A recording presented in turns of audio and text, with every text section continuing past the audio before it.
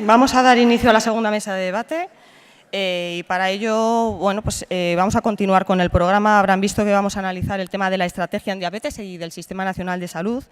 Y para ello contamos también con tres ponentes realmente de excepción. Voy a pedir que vayan subiendo también para que les vayan colocando el micrófono. Ellos son Antonio Lavado Castilla, presidente de la Federación de Asociaciones de Diabetes de Extremadura y miembro de la Federación Española de Diabetes. Doña Sara Artola Menéndez, coordinadora de la Estrategia en Diabetes del Sistema Nacional de Salud y coordinadora de la red del Grupo de Estudio de Diabetes en Atención Primaria de la Salud. Y doña Nuria Prieto Santos, coordinadora técnica de la Estrategia en Diabetes del Sistema Nacional de Salud del Ministerio de Sanidad. Para todos, bueno, bienvenidos, muchísimas gracias. Mientras les van colocando la diadema, simplemente comentar que igualmente vamos a poner de relieve datos, informaciones sobre lo que viene a ser la estrategia en diabetes del Sistema Nacional de Salud, lo que ha sido, lo que está siendo y, lógicamente, los siguientes pasos en los que se está desarrollando. Es una hoja de ruta fundamental en la que, bueno, está constituida por una serie de líneas estratégicas que ahora mismo vamos a abordar en esta primera mesa de debate y recordarles simplemente para todos aquellos que estén tuiteando que estamos utilizando el hashtag #Tercer Congreso FEDE. Y sin más, vamos a ir comenzando.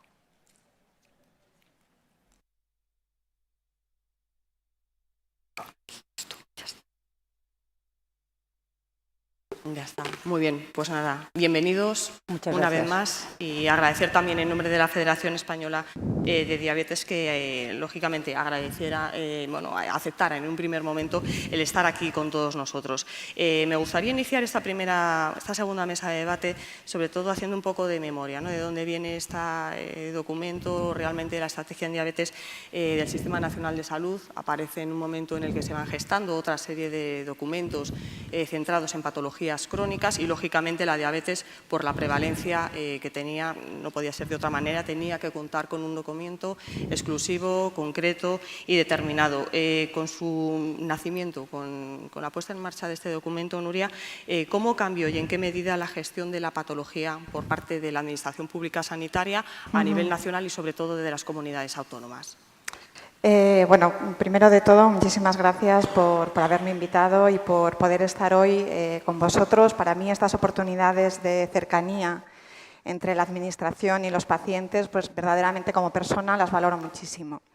Y dicho esto, me voy a ceñir un poco en lo que me has preguntado. Y bueno, la primera estrategia de diabetes se pensó en ella ya en el 2004, ¿no? En el 2004 ya había datos que nos decían que había 10.000 personas cuya causa de muerte era la diabetes y estábamos en una tasa de mortalidad que estaba en torno al 13, una tasa del 13 por cada 100.000 habitantes. Entonces era un momento como para que la Administración Sanitaria pues tomara cartas e hiciera algo. Entonces, primero siguiendo las directrices de la OMS y luego amparados por la legislación de nuestro país, por un Real Decreto, que es el Real Decreto de Cohesión del 2003. El Real Decreto, bueno, es una ley más que un Real Decreto, la Ley 16 del 2003, nacieron las estrategias. Entonces, como la propia ley dice, la función principal de la estrategia era cohesionar el Sistema Nacional de Salud. Se trataba un poco de ofrecer unos mínimos que garantizasen una atención que fuera igual o homogénea, lo máximo posible de homogénea en todas las comunidades autónomas, siempre respetando pues, las fórmulas organizativas a las que estamos, con las que vivimos por un sistema descentralizado. Entonces se trataron en ese momento, en el 2006, de fijar unos objetivos mínimos y unas recomendaciones para alcanzar esos objetivos mínimos.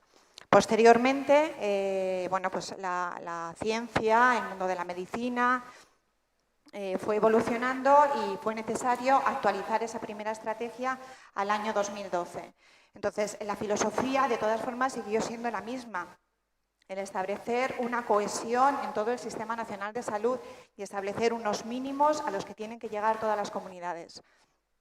Entonces, establecieron lo mismo, unos objetivos con 6 líneas estratégicas que abarcaban la prevención, el diagnóstico precoz, la atención integral, la atención a las complicaciones y la innovación. Y yo creo que ese fue el gran hito, ¿no? Tener un documento que cohesionara y que fijara unos mínimos. Y luego otra cosa muy importante, yo creo que se estableció un diálogo entre todas las personas interesadas. Si os fijáis en la estrategia, que está colgada en Internet y la podéis encontrar en el Ministerio de Sanidad, los autores son las comunidades autónomas, las sociedades científicas y las asociaciones de pacientes. Entonces, yo creo que por primera vez estábamos hablando de un ámbito aglutinador de los mismos intereses. Y luego otra parte también, que fue la estrategia en ese momento y que continúa siendo ahora, las estrategias fundamentan lo que llamamos la infraestructura de la calidad. Es decir, establecen buenas prácticas, establecen registros, establecen indicadores y establecen guías de práctica clínica y buenas prácticas. Entonces, ¿qué quiero decir con esto? La estrategia establece unos indicadores que son estadísticos para medir de manera homogénea.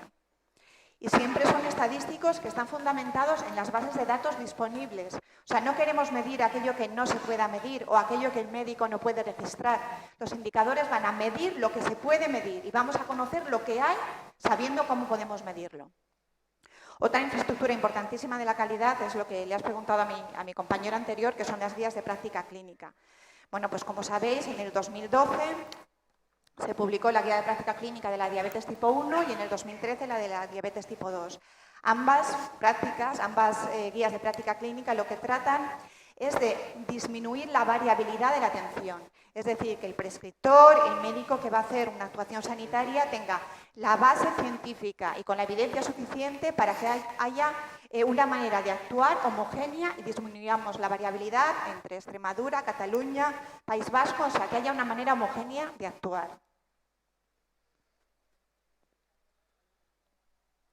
Luego otra infraestructura de la calidad son las buenas prácticas. Si os podéis meter en la página del Ministerio, se han hecho convocatorias oficiales de buenas prácticas en el año 2014, 2015 y 2017. Ahora mismo hay un repertorio de 23 buenas prácticas que están disponibles y me gustaría resaltar aquí las del último año, las del año 2017, que se premiaron las buenas prácticas para retinopatía diabética de las comunidades autónomas de Andalucía y de Canarias y una buena práctica del pie diabético de la Comunidad Autónoma de Madrid. Y luego también quiero resaltar la infraestructura, que a mí me parece muy importante, de las bases de datos del Ministerio. El Ministerio cuenta con una base de datos que parte de los hospitales, pero con una base de datos de atención primaria, que es la BDCAP, que es la base de datos clínica de atención primaria, de la que se nutre la estrategia de diabetes y de la que la estrategia de diabetes fomenta ese registro. Entonces, a partir de esa base de datos, pues nosotros conocemos la prevalencia que hay actualmente. Es una base de datos que cuenta con variables clínicas y con variables demográficas. Los datos que ha dicho la subdirectora al principio los ha extraído de la base de datos. Conocemos cómo ha aumentado la prevalencia, sabemos qué prevalencia hay en las rentas más altas, en las rentas más bajas. Podemos tener una monitorización de la hemoglobina glicosilada, de qué pacientes con qué renta tienen una mayor o menor hemoglobina glicosilada. Yo creo que todas estas estructuras de la calidad fueron muy importantes en su momento y están continuando y siguen haciéndose. Y ya para nombrar simplemente unos pequeñitos logros de la estrategia, de todo lo que se ha hecho a través de la implementación de las comunidades autónomas es la mortalidad. Yo creo que podemos decir que nuestro sistema sanitario ha conseguido disminuir la mortalidad por diabetes desde los años 90 hasta los años actuales. En los años 90 nos movíamos con una mortalidad que estaba en torno al 15 y ahora estamos en una mortalidad del 6. Y luego, sobre todo, la mortalidad prematura en menores de 75 años, que estábamos con una mortalidad en los años 90 de 8 y estamos con una mortalidad debido a diabetes de 3. Creo que es un logro muy importante. Creo que a través de la estrategia se ha fomentado la lactancia materna, que es otro de los logros que a mí me parecen destacables. Se ha fomentado también el cribado, el cribado en los pacientes de riesgo. Estamos ahora mismo en unas tasas de cribado del 90%. Creo que también otro gran logro de la estrategia, pues ha sido el intentar, lo que estoy diciendo, traer la evidencia, traer cómo pues, los profesionales sanitarios que están en los foros de máxima actualidad, cómo poder traer esa innovación fundamentada en la evidencia pues hasta los pacientes y tener una plataforma de diálogo común. Perfecto, has hecho un recorrido, casi todas las preguntas que tenía previstas. Todas. Ya avanzaremos más. Realmente también estamos viendo un poco de dónde venía, lógicamente, y Antonio también contribuyó lo que sería la estrategia a marcar un antes y un después. Antes no había nada, antes de 2006, y lógicamente pues apareció una especie de hoja de ruta que, bueno, desde la perspectiva de los pacientes, ¿consideras que fue realmente importante para que pusiera el primer pilar fundamental para mejorar la calidad de vida del colectivo de personas con diabetes, y si lo hizo, ¿en qué sentido? A ver, lo primero que quiero decir es que, escuchando lo que he estado escuchando hasta llegar aquí, he estado por irme, porque es que parece que en diabetes no tengamos ningún problema. Todo está muy bien, todo está muy bien, aquí no pasa nada. Entonces, yo oigo hablar aquí a gente y me quedo, vamos, asombrado. A ver, como guía, yo creo que sí, que como guía funcionó. Pero, o sea, esto se hizo con mucha ilusión y nosotros la recibimos así, como tal, con mucha ilusión. Pero se quedó como eso, como una guía. Que luego en el 2012 vuelve a salir otra guía y luego más tarde vuelve a salir otra guía y van saliendo guías y guías y seguimos igual. Estamos en el mismo sitio, no hemos avanzado nada. A esto le falta una partida económica para poner esto en marcha de verdad. Le falta que sea de obligado cumplimiento, que no lo es, y luego el que las asociaciones tengan voz y voto dentro de esta guía. Voz y voto dentro de esta guía.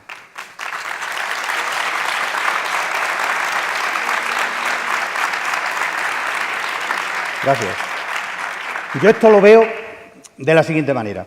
Es como si le pidiéramos a un arquitecto que nos hicieran los planos de una casa que sabemos que nunca se hará la obra porque no tenemos liquidez para ello.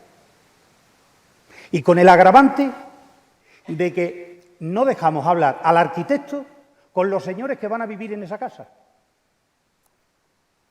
¿Qué hemos conseguido? Creo que nada.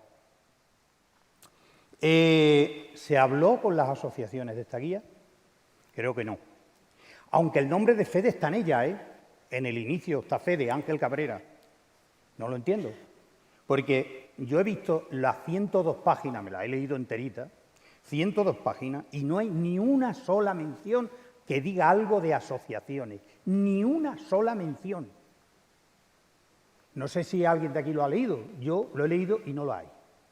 Esto es como el PAI, que se ha presentado hace poco tiempo en Extremadura, Proceso Asistencial Integral en Diabetes. Vaya nombrecito que se buscan.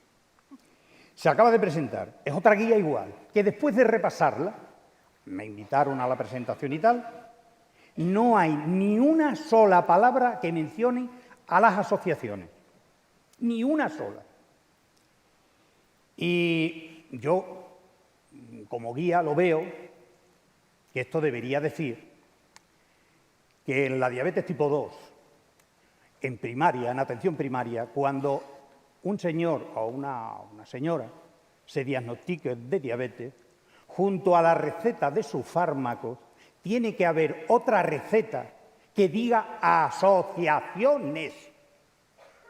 Eso es imprescindible. Y luego en el tipo 1, en esos padres que están en los hospitales, que están perdidos, que pasan unos días terribles en esos hospitales, hasta que se van dando cuenta de lo que es, se les tiene que dar el número de la federación o de la asociación más cercana. ¿Por qué? Pues muy sencillo. Gracias, gracias. Es muy sencillo. ¿Por qué se le tiene que dar? Porque a esa gente que está tan perdida, la federación y las asociaciones son los que le pueden ayudar, son los que le pueden decir, no estáis solos, hay gente como vosotros, nosotros os podemos ayudar. En el caso de Extremadura,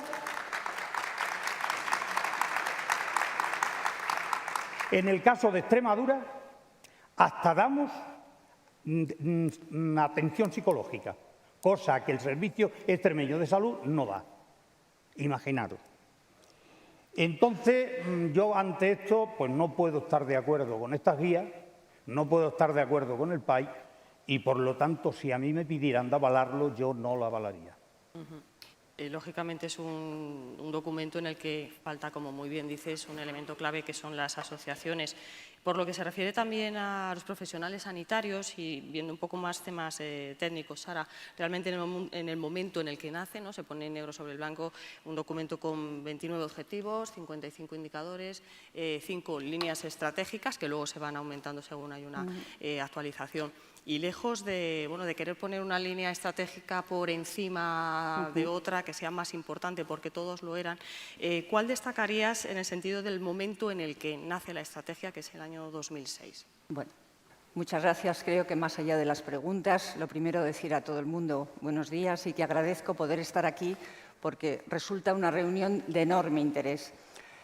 Yo soy la coordinadora de la Estrategia Nacional en Diabetes y además soy médico de atención primaria, soy internista, pero he trabajado más de 30 años en atención primaria, lo cual creo que refleja una sensibilidad por parte del Ministerio en el momento que se tomó la decisión de actualizar la estrategia inicial del 2006 para nombrar un coordinador que estuviese mucho más próximo, mucho más cerca a la realidad de aquel momento. Se publicó en el 2012, pero se inició unos años antes.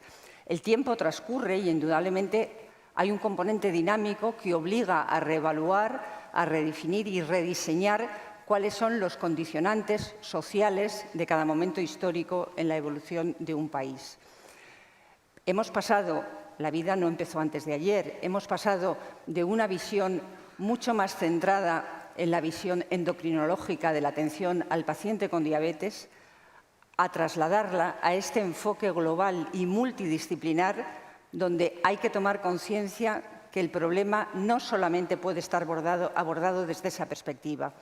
Implica otros muchos colectivos, otros muchos especialistas hospitalarios y extrahospitalarios y las asociaciones fuera del ámbito sanitario, la escuela, todo tipo de actividades lúdicas, etcétera, y eso tampoco está contemplado en la estrategia porque resultaría efectivamente complejo y además nos tenemos que dar cuenta que muchos aspectos que hacen relación y que están recogidos en las líneas estratégicas también hacen referencia a otras estrategias complementarias del Ministerio, como puede ser la estrategia NAOS, enfocada fundamentalmente a los estilos de vida saludables para prevenir la obesidad infantil, que es uno de los problemas de salud fundamentales de este y otros países del mundo occidental. Entonces, tenemos que darnos cuenta que lo que se está haciendo mucho más complejo es tanto el enfoque como la atención global de estas problemáticas. Se ha hablado de nuevas tecnologías, etcétera. Y esto lo que obliga es a redefinir, a lo mejor, la metodología que se debe aplicar. Pero he querido destacar ese cambio de sensibilidad por parte del Ministerio porque creo que fue muy importante en su momento. Permitió reunir a todo un conjunto de sociedades científicas que estaban involucradas, digamos, en el seguimiento, diagnóstico, seguimiento de las personas con diabetes. Y también se contó con el representante que había en aquel momento de las federaciones, las asociaciones federadas de los pacientes con diabetes. Y también hay que reconocer que no están ahí representados todas las personas con diabetes, porque sabemos, y es una realidad que no se puede ocultar, que hay una mayoría de representantes de pacientes con tipo 1 frente a tipo 2, por distintos motivos que no vamos a entrar en ellos. Fundamentalmente porque también hay que respetar la libertad individual de aquellas personas que con el diagnóstico de diabetes prefieren no pertenecer a ninguna asociación. Y eso lo conocemos desde la experiencia de una práctica asistencial que dura más de 30 años. Es verdad que tenemos que informar, que tenemos que reforzar, que tenemos que enseñar cómo empoderar al paciente, a las personas, para hacer su mejor atención diaria con perspectivas de futuro, pero siempre desde una óptica, digamos, de comunicación, de consenso y de compromiso personal. Se ha comentado antes en la mesa anterior por parte de la endocrinóloga y hay que saber personalizar en cada caso cuál es el compromiso individual que tiene cada persona y respetarlo desde su decisión. Con todo eso, creo que, contestando a la pregunta que me ha hecho la ponente, de alguna manera el objetivo fundamental que se marca en la Estrategia Nacional de Diabetes es buscar todo aquello que vaya a mejorar la calidad y la esperanza de vida de las personas que tienen esta enfermedad Y quizá, si hay que resumir un único indicador, porque los demás pueden ser indicadores intermedios, que pueden estar sujetos a variabilidades en cuanto a la desigualdad social, económica de un país, que es una realidad que nosotros no podemos modificar en este momento con nuestros recursos, y es el descenso de la mortalidad prematura en las personas con diabetes. Es esa que se produce en personas por debajo de 75 años, porque realmente si hay algo que tenemos que tender es que la vida de las personas con diabetes se equipare lo más posible a las personas que no sufren esa patología crónica. Y el descenso al que hemos asistido en la última década es tan significativo que pone en evidencia que todo este conjunto de recursos sociosanitarios ha conseguido unos objetivos reales, más allá de otros indicadores intermedios. Hemos pasado, como ha comentado, de un 4 por 100.000, de una tasa por debajo de los 75 años, a un 3. Y esa es una cifra que está suficientemente validada porque el registro de mortalidad en España es de una calidad incuestionable. Perfecto, hemos visto cómo surge la estrategia, hemos visto también cómo va evolucionando y como ha comentado también Nuria, en el año 2012 se produce, y también Sara lo ha comentado, una revisión que era necesaria, lógicamente, una actualización, se introduce una nueva línea estratégica de diabetes gestacional, nuevos objetivos y demás. Sin embargo, una de las principales líneas estratégicas que ya estaban previstas, Antonio, que era sobre todo el tema de la prevención primaria, pues vemos que los objetivos fundamentales no se habían conseguido, como la reducción de la obesidad, el incremento de la actividad física, la concienciación sobre la diabetes a nivel social. ¿Qué es lo que considera sobre todo que se falló o qué no se hizo para conseguir este elemento que era una línea estratégica fundamental? A ver, esto se dejó en manos de las comunidades autonómicas y esto no lo ha trabajado ni Extremadura, en mi caso lo que a mí me compete, pero en el resto de comunidades tampoco. Esto, a ver, se tiene que trabajar, pero con una partida económica detrás. Esto no se puede alimentar del aire. No podemos decirle a aquel sanitario que altruistamente dé unas charlas y tal. No, esto no debe ser así. Esto lo tiene que hacer el Ministerio y tienen que hacer unas campañas muy importantes. Yo me fijo, y fijémonos todos aquí, en la Dirección General de Tráfico. La DGT, hace años, ven que hay muchos muertos en carretera. Se ponen a trabajar, empiezan a hacer campañas, 3 o 4 en televisión cada año. Se ponen cinturones, guardias, radares, multas, tal. Y eso hace que hoy en día, habiendo 10 veces más de coches que hace 20 años, haya menos muertos. El año pasado, 1.184. Imaginémonos por un momento, para ponernos más en situación, nos imaginamos por un momento que la DGT deja de hacer estas campañas. Las quita del medio. No hay campañas de DGT.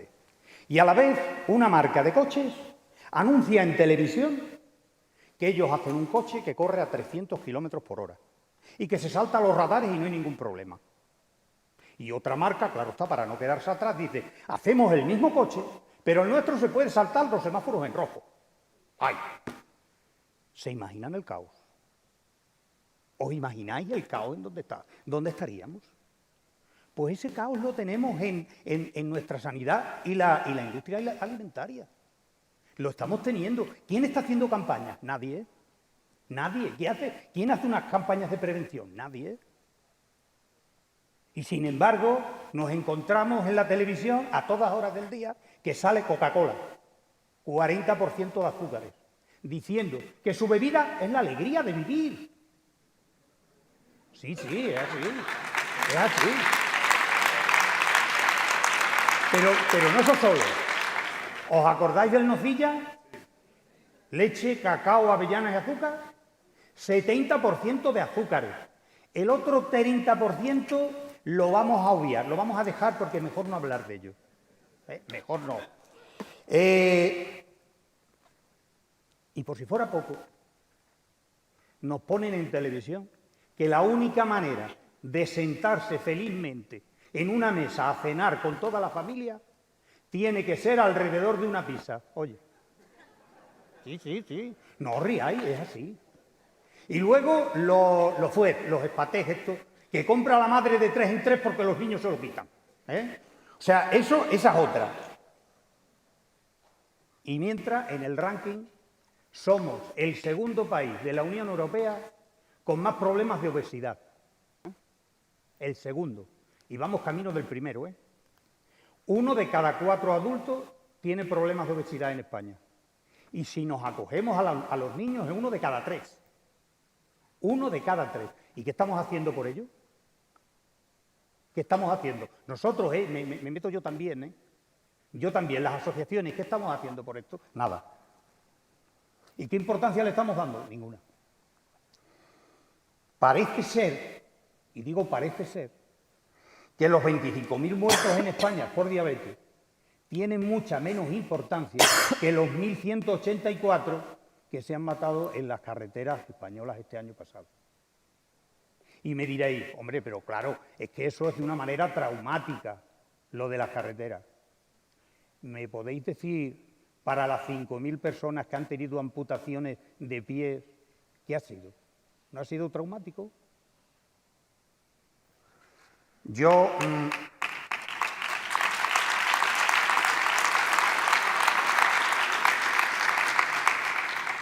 Tenemos que actuar, compañeros, y tenemos que hacerlo ya. Tenemos que salir a la calle, tenemos que pedir, exigir. Y eso es cosa nuestra. Nosotros somos los que podemos mover esto. Los demás no. Los políticos porque no les interesa. Ellos van a 4 años. Y esto es una inversión a mucho tiempo. Ellos van a 4 años. Dentro de 4 años no saben si están o no están. Los médicos bastante tienen los pobres con hacer lo que hacen. Que se están partiendo el alma por intentar curarnos. Porque es que yo no estoy en contra de ustedes, ¿eh? Al contrario, ¿eh? Al contrario. Yo sé lo que ustedes están pasando, ¿eh? En sus consultas, ¿eh? O sea, para nada estoy en contra de ustedes. A favor de ustedes, siempre. Pero tenemos que moverlos, compañeros. Y estamos aquí, y yo me gustaría dar hoy el do de pecho y que saliéramos de aquí diciendo, somos capaces, vamos a hacerlo. Esto lo tenemos que cambiar. Magnífico, Antonio. La verdad que sí, hay algo que no estamos haciendo bien, o bueno, que no quiere decir tampoco que no haya voluntad de hacerlo, pero hay algo que cambiar. Nuria, las cifras también ha comentado algún Antonio, son 6 millones de personas, 1.100 debuts al día, 2 millones de personas de esos 6 millones desconocen que están diagnosticados. Lógicamente algo está fallando y bueno, pues queremos pensar que desde el Ministerio sí se están haciendo actuaciones. Cuéntanos, lógicamente, más allá de bueno, pues ver qué es lo que está fallando, qué es realmente lo que se va a impulsar para cambiar esta realidad realmente que no es nada positiva. A ver, después de este panorama un poco gris, ¿no? Yo quiero decir, bueno, a pesar de este panorama gris, si miramos el barómetro sanitario, la asistencia sanitaria tiene una valoración de 7,3 en una escala de 1 a 10. Quiere decirse que la población española, entre la que nos encontramos las personas que nos ocupamos de la diabetes, estamos contentos con el sistema sanitario.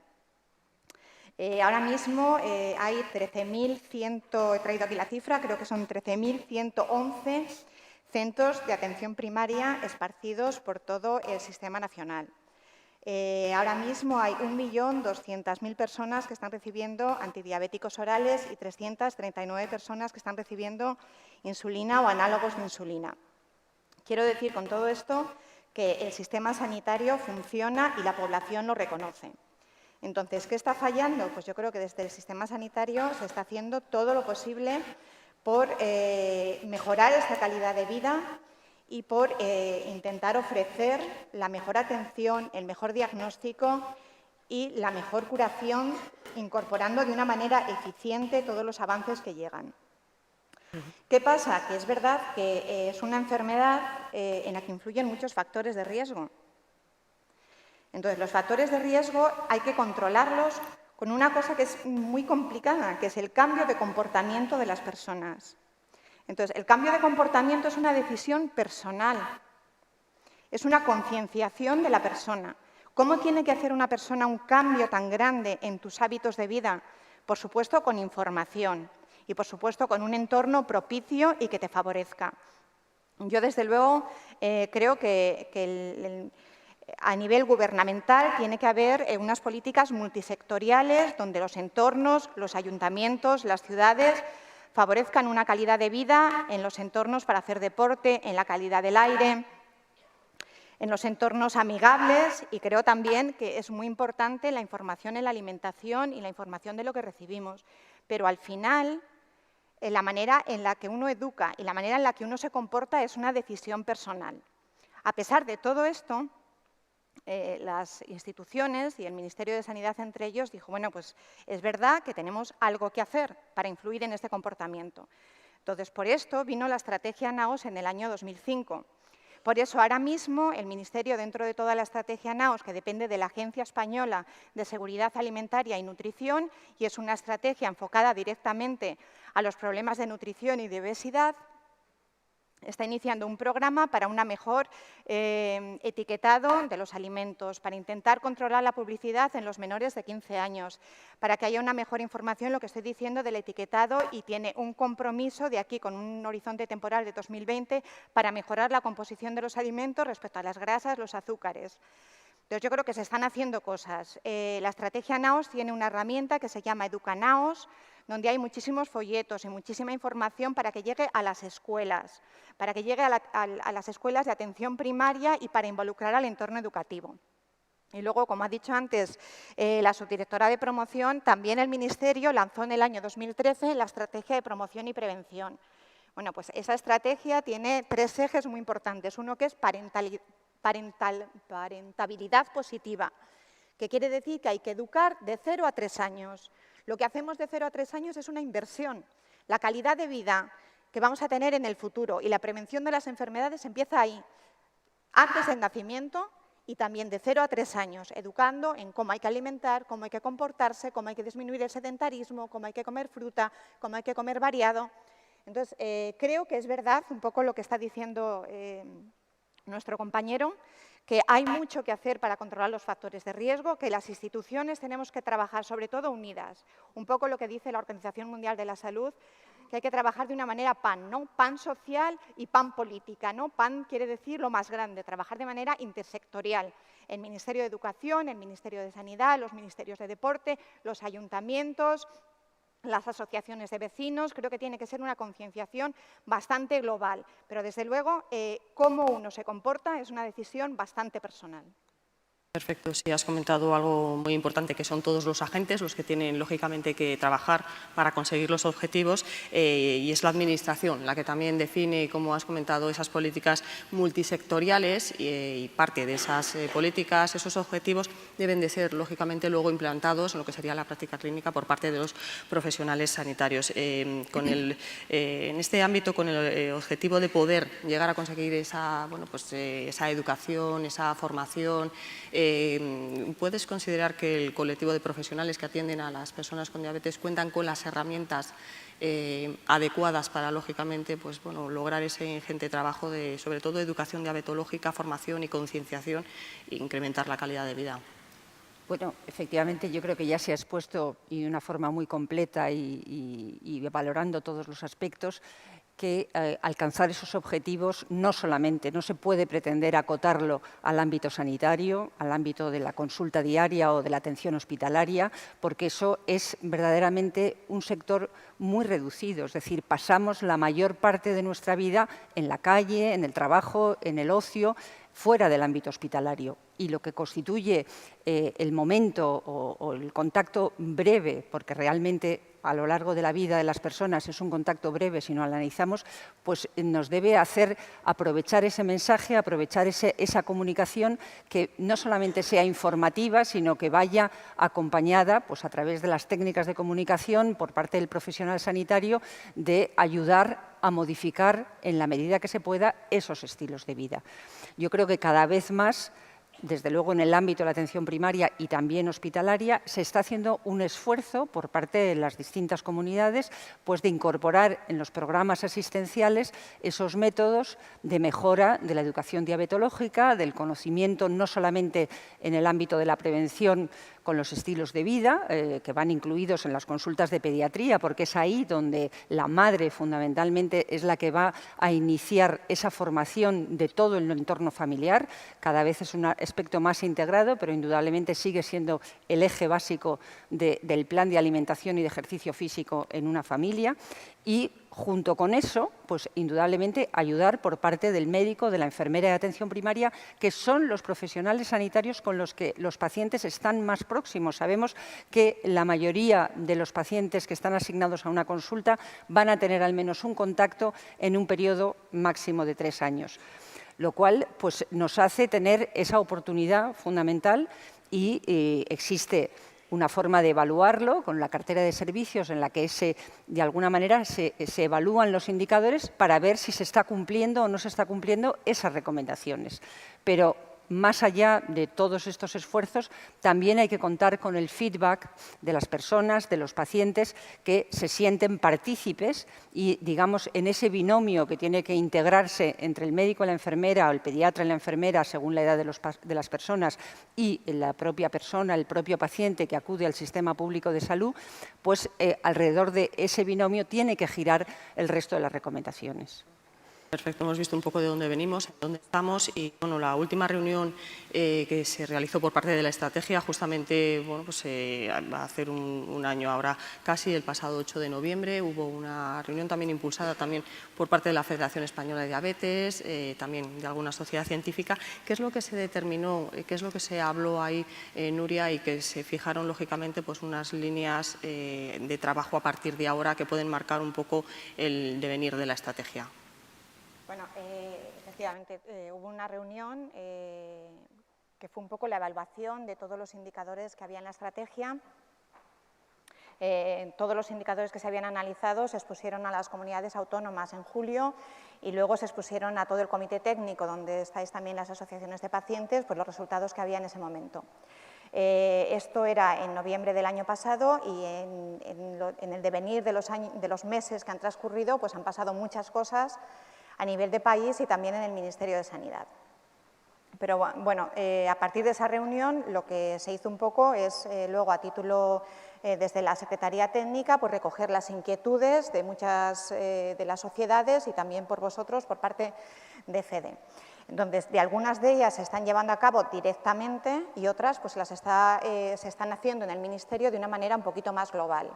De esa manera global yo quiero hablar del marco estratégico de la atención primaria, que creo que es un poco, recoge, bueno, es lo que ha dicho antes la subdirectora, está aprobado en el Boletín Oficial del Estado, todo el Ministerio está trabajando y yo creo que la diabetes se puede beneficiar muchísimo si hay un marco de atención primaria que atienda sus necesidades, lo que estamos diciendo un poquito, de prevención, de diagnóstico precoz y de continuidad asistencial.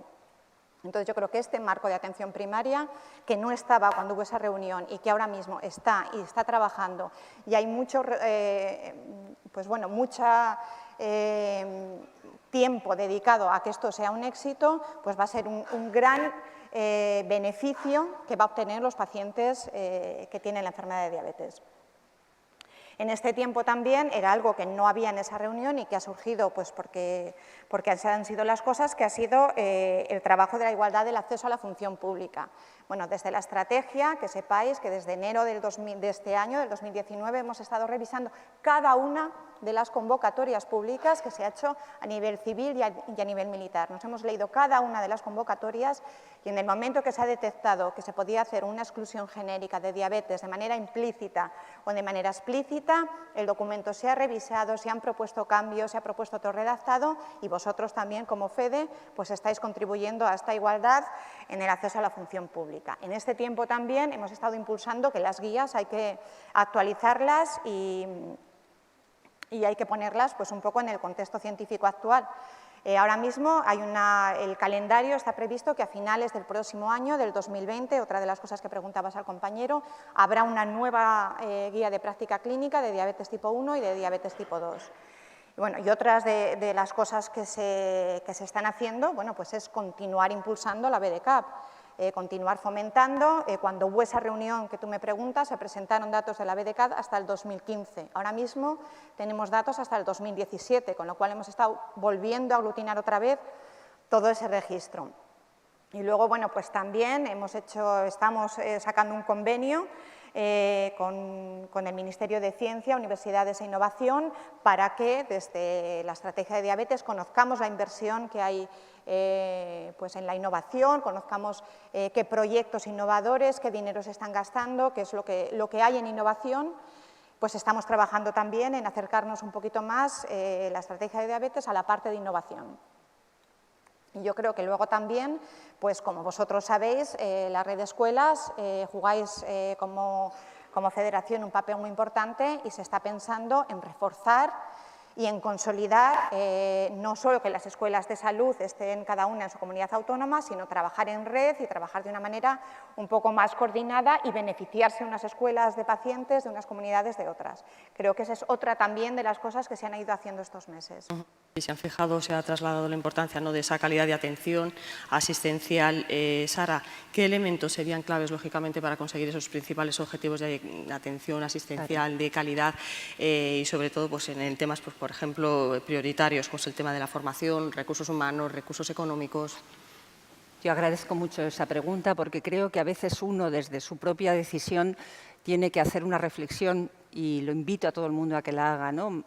Por un lado, preguntamos qué es lo que está haciendo el país, la administración, la consejería, cualquier colectivo por nosotros, pero tenemos que devolvernos esa pregunta. ¿Y nosotros qué estamos haciendo desde el punto de vista personal y como agrupación o como colectivo? Hace más de 30 años nosotros nos planteamos eso desde el ámbito de la atención primaria como médicos de familia, porque una de las características, y eso es fácil de identificar, es la gran dispersión, la distancia a la que trabajamos y esa falta, digamos, de estructura piramidal que puede existir en otras organizaciones, como un hospital, como la universidad, como el ejército, como cualquier otra organización. Entonces, esa característica hace que resultase todavía más difícil implementar o recoger innovaciones o mejoras, digamos, en la formación, en la manera de desarrollar nuestro trabajo diario. Así surgió, digamos, el grupo, la red de grupos de estudio para la diabetes para la atención primaria, la red GDPS o GDAPS, como la llamábamos, que algunos a lo mejor la conocéis y yo os invito a visitar su página web. Y en un momento en que se estaba descentralizando la gestión por decisiones políticas, en este caso de la sanidad, pues nosotros nos agrupamos, todas las comunidades autónomas, para poner en común nuestras inquietudes, nuestra formación, el registro de indicadores, proyectos de investigación, y todo eso ha dado una serie de frutos que ha permitido, por un lado, mejorar la comunicación, hacerla mucho más rápida a través de las tecnologías, del Twitter, del Facebook, de, por supuesto, la página web, fomentar la formación de los nuevos residentes, de los nuevos médicos, los más jóvenes, los que se incorporan para que tengan acceso a buena parte de todo esto que se está debatiendo y que está produciendo un cúmulo de conocimientos, de nuevos fármacos, de nuevos dispositivos, del manejo, las dudas que puedan surgir, tablas, indicadores, aplicaciones informáticas, pues el poder ofrecer al mayor número de profesionales, médicos y enfermeras, guías de actualización y traducción de artículos, a lo mejor que están en un idioma o en inglés mismo, pero que no es fácil de acceso para todo el mundo, o de aquellos que, porque viven en el ámbito rural o que están con menos acceso a la actividad formativa, el hacerles llegar todo ese cúmulo de información creo que ha sido buena parte de nuestra tarea en los últimos 30 años. Los más antiguos recordaréis la Declaración de San Vincent, que cumple precisamente en este mes de octubre esa fecha, y que marcaba una reunión de ámbito europeo en la cual lo que se marcaban es unos objetivos concretos, ¿no? Era como disminuir a la mitad la aparición de retinopatía diabética, disminuir 1/3 las amputaciones, disminuir en determinados porcentajes lo que son las complicaciones de las personas con diabetes. ¿Por qué? Porque sabemos que cuando nos marcamos unos objetivos y están más o menos cuantificados, luego es necesario evaluarlo y volver a reconsiderar si se han alcanzado o no y cuál es el motivo y cuál es el siguiente paso que tenemos que hacer para seguir avanzando. Yo creo que todo esto no es partir de cero, no es decir no se ha hecho nada. Es verdad que quedará mucho por hacer, pero lo que se ha recorrido también hay que saberlo, conocerlo y difundirlo indudablemente.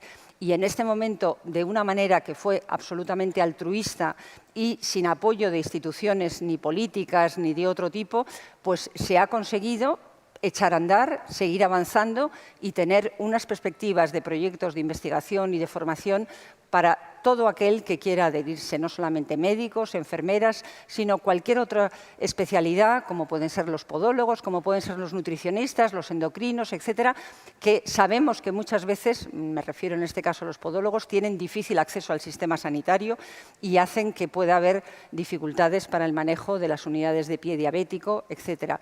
Yo creo que es un mensaje un poco en el que tenemos que sentirnos todos partícipes de este esfuerzo y tener que unir, digamos, la energía y la implicación personal de cada uno de nosotros. En valor, ¿no?, todo lo que se ha conseguido y por parte de todos hasta la fecha. Finalmente, me gustaría abordar un tema también clave, que es el tema de la educación diabetológica. Antonio, también uno de las grandes lagunas, ¿no?, por parte de la Administración de cara al paciente. Y bueno, en este sentido, tú propusiste a la Federación Española de Diabetes, como representante de Extremadura, el inicio de una campaña. ¿Puedes comentar con todos nosotros en qué consiste y sobre todo sus principales objetivos? Te pediría concreción porque vamos mal de tiempo. Tengo un ratito. No lo pido yo solo, ¿eh? O sea, me dices que lo pedí yo no lo pido solo. Esto lo pidieron nuestros asociados en el Congreso de Sevilla y masivamente. Hay que tenerlo en cuenta. Es lo primero que hay que tener en cuenta, la opinión de nuestros asociados. De todas formas, en nuestra federación vemos la necesidad de la educación diabetológica y no solo en el ámbito del paciente. También la echamos en falta en el ámbito sanitario. Como decía aquí hace un rato la doctora que ha intervenido anteriormente, cuando una enfermera de endocrinología se jubila, según la cartera de trabajo que tiene pactado con los sindicatos y demás agentes, a esta le sustituye la inmediata que tenga más puntos dentro de esa cartera. ¿Y quiénes son los que tienen más puntos de esa cartera? Enfermeras que están a punto de su jubilación, que han estado casi todas en urgencias, que por eso tienen más puntos, y que de urgencias saben muchísimo. Pero de diabetes yo lo pongo en duda. De bombas de insulina, de medidores de glucosa, yo creo que esta gente entiende poco. Entiende poco porque es que no se le ha dado. O sea, ¿se pondrán a estudiar faltándole tan poco tiempo para su jubilación? Yo creo que no. Yo creo que no. El problema, que ya lo estamos teniendo en Extremadura, es que eso nos está llevando a que solo sea en los grandes hospitales donde se den estos dispositivos. Porque en los grandes hospitales no hay una sola enfermera con un endocrino, sino que hay varios. Y entonces, bueno, pues se pueden ir haciendo. Pero los hospitales que nada más que tienen un endocrino, ese no puede hacerlo. Por lo que decía nuestra compañera antes, la médico que estuvo antes, tienen una consulta de 10 minutos. ¿Cómo le va a poder dar educación diabetológica en 10 minutos esa enfermera a ese paciente? Es imposible. Necesita de una enfermera que esté formada. Si no la tiene, no la puede dar. ¿Y qué está pasando con eso? Pues que se está agrandando la desigualdad entre extremeños. Eres de primera o eres de segunda, depende de dónde vivas. Es así de sencillo. Ya no estoy hablando de las comunidades autonómicas, que podríamos charlar lo que quisiéramos. Entre extremeños. Por otra parte, no sé el resto de comunidades, pero en la cartera de servicio del SES hay un artículo que es el 402/6 que dice que todas las personas con diabetes tenemos derecho a educación diabetológica cada 4 meses. Se hace 10 años en Extremadura. Vivía en Barcelona, me fui a Extremadura. 10 años en Extremadura. No me han dado ni una sola clase, ni una. Y si se pudiera hacer, me pregunto, estas son preguntas que yo me hago, si se pudiera hacer, ¿quién daría esa educación? ¿Enfermería? ¿Están preparados para ello? ¿Qué criterio habría de seguir para acoger a esas personas? ¿Y con qué conocimientos? Sabemos que FEDE está trabajando en ello desde hace 8 años aproximadamente. ¿ves? Porque el Ministerio no hay manera de que singularice la plaza. Otra cosa que pedía la endocrina anterior. Pues no se singulariza la plaza. Y entonces lo único que nos queda es eso, trabajar, y se lleva ya más de 8 años trabajando, en la línea de una enfermera experta en diabetes. Sería una figura de personal sanitario experto en diabetes y que el Ministerio necesitaría que diera su acreditación y dé valor a un diploma de esa persona experta en diabetes, que por lo menos, vaya a otra cartera de trabajo distinta y que se puedan coger a esas personas que sí saben de diabetes, que están capacitadas para ello. Y además yo creo que esto se te tiene que retribuir de alguna manera, porque es que volvemos a lo de siempre. Es que vosotros hacéis tal cosa, pero oye, la pela.